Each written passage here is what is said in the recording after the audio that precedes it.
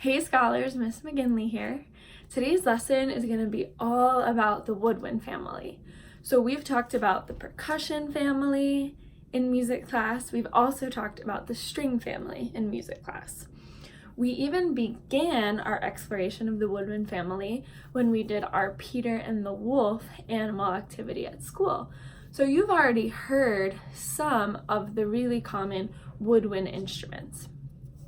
Today's lesson is going to explore what woodwind instruments are made of, the history of woodwind instruments, and right now we're even going to get a chance to make our own woodwind instrument to start talking about how they work. So you might have one of these where you are. So if you do, after you watch this video, if you want to try this activity, feel free to try it, but make sure when you use the scissors, which we're about to use, you make sure you have an adult's help for this part. So the first thing I'm going to do with this straw is unwrap it. And this is just your classic plastic straw. So what we're going to do to this straw to make it sound and work like a woodwind instrument is we're going to make a mouthpiece at the top. So what I'm going to do, if you can see, is I'm going to make one cut that's on an angle, almost like starting to make one side of a triangle. So actually, I'm going to flatten it out a little bit first, like this. Flat, flat, flat. And then I'm going to make a cut that goes from the side to the middle. See that? And then I'm going to do the same thing on the other side. To the side and then to the middle so it makes a point. So after I cut it safely, looks like this. I'll do a spin. Yes. Okay. So now watch what happens when I blow into this side of the straw. I got it.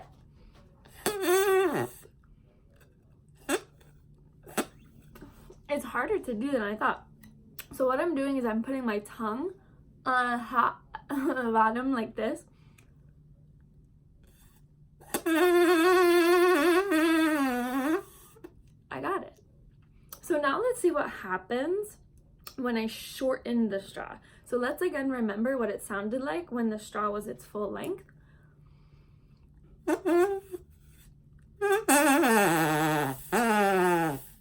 Okay, let's cut it a little bit.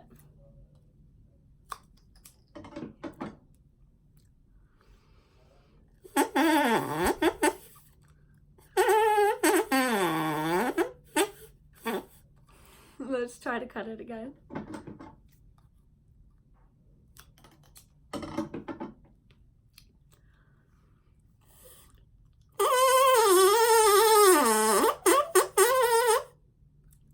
Let's do it one more time.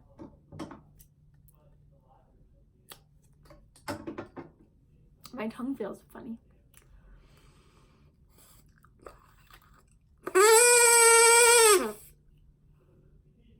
Wow. Okay, so if you noticed, the pitch got higher as I cut the straw down smaller. So what we could say about instruments is that the longer or bigger the instrument is, the lower the sound is going to be. And the smaller the instrument is, or shorter, the higher the pitch is going to be. You might remember that when we studied string instruments, the double bass was really big and it made a low sound. And the violin was small and it made a high sound. So that's going to be the same for all instruments, including woodwind. So let's talk about the history of the woodwind instrument. So some of the earliest forms of woodwind instruments were actually made out of animal bone. Now the reason that animal bones were used to make woodwind instruments is because just like a straw that has a hollow inside, meaning that there's space and a surface around it, that's also what bones are like. Bones have a hard outside, just like we think of our bones as very hard, but on the inside it's actually hollow, where there's something called bone marrow. So people would take the animal bone and then take the bone marrow out of the bone, and then you would have a hollow inside with the hard outside, and therefore you could make noise out of it just like we made noise out of our straw. Then another material was used for woodwind instruments, and that material was bamboo. And the same thing is true with bamboo. It has a hard outside and a hollow space in the middle. Now, people used to just use that and make sound just like the straw. We could make one sound. But then people discovered that you could put holes on top or in the hard surface to then make different pitches so that you could play melodies. So one modern example of that is the recorder. So this is a recorder, and I want to give you a close-up look because this recorder has holes on it. And depending on which holes you are covering with your fingers, it will change the pitch. So the way it works is that you blow air, that's where the word wind comes from in woodwind. You blow the air through the mouthpiece, and then the air will vibrate through the whole length of the recorder. Now, depending on where you cover the holes, the pitch will change. So I'll give you an example. Right here, I'm covering a hole in the back and a hole in the front, and it sounds like this. Now if I cover another hole, sounds like this. Another hole.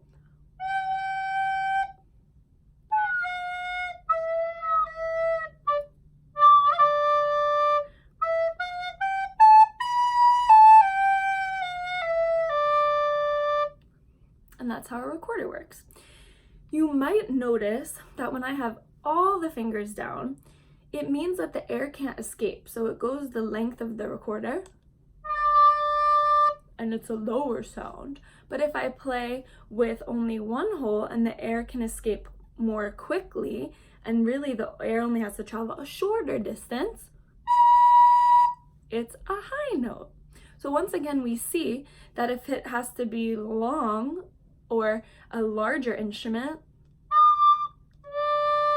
it's lower. And if it's a shorter instrument, it's higher. All right, so let's talk about some common modern woodwind instruments that you'll find in orchestras. So one is called the flute, and that flute is played off to the side of your body like this, and it makes very high sounds because you'll notice it's quite a small instrument. Now, even smaller than the flute is its brother or sister instrument, very similar but smaller, is called the piccolo, and that makes even higher sounds. In addition to those two, there is the clarinet and the bass clarinet, which the clarinet is one of my favorite instruments. I think it sounds so beautiful. There's also the oboe and the bassoon. One common misconception about woodwind instruments is that they're always and all made out of wood, but that is not true. Some are made out of wood, but a lot of woodwind instruments are made out of metal, or they are made out of nickel, silver, even sometimes they have elements of gold to them. So remember that even though they're called woodwind instruments, not all of them are made out of wood. Something you might be wondering is how woodwind instruments make sound. This is a little more complicated than the two other families that we had studied. Right now, I want you to think about how we said percussion instruments make sound. So if you thought that it was two things coming together to make a sound, you are correct. Like hands clapping or your hand tapping something else. That is percussion. For our string family, we said it's a little different. String families make sound by either plucking or strumming a string, and the sound comes from the string vibrating. Woodwind instruments have a completely different way of making sound. So I'll use the recorder to show you how that works. The basics are that anytime you have wind or air from your mouth coming across a hard surface, that is part of the woodwind family. So, for example, for the recorder, your air is going to go through this hole of the mouthpiece. Then it's going to travel, and I think you can see clearly this little indent. So some of your air is actually going to go through this hole. This is a hole, so it's going to travel through here, through this hole, and come up this slant, if you can see. Now this is a hard surface that it's going to come up, and it will make noise.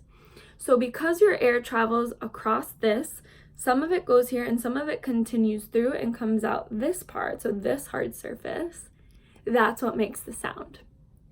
Another example is the straw we did in the beginning. So this straw has this mouthpiece that we made with a scissor, and because your air is going through these hard surfaces, that made a sound. Another super simple example of how a woodwind instrument works is actually whistling. So if you want to whistle, you have to pucker your lips together like this and blow through your lips. So I want you to think, what's the hard surface that the air is going through here to make this sound? So if you thought your lips, you are correct. Because if I just blow air this way, it's not going to make a sound. But when I put my lips together and make a harder, tighter surface for it to go across, makes a sound. So that's how woodwind instruments make sound. Okay, so let's review some key concepts from this video. If an instrument is long, does it make a low sound or a high sound? If you said low sound, you're correct. If an instrument is short or small, does it make a high sound or a low sound? If you said high sound, you are correct. Are woodwind instruments always made out of wood? If you said no, you are correct. Remember that woodwind instruments can be made out of plastic, like a lot of recorders, silver, bamboo, all types of materials, not just woodwind, or wood, not just wood. And my last question, how do woodwind instruments make sound?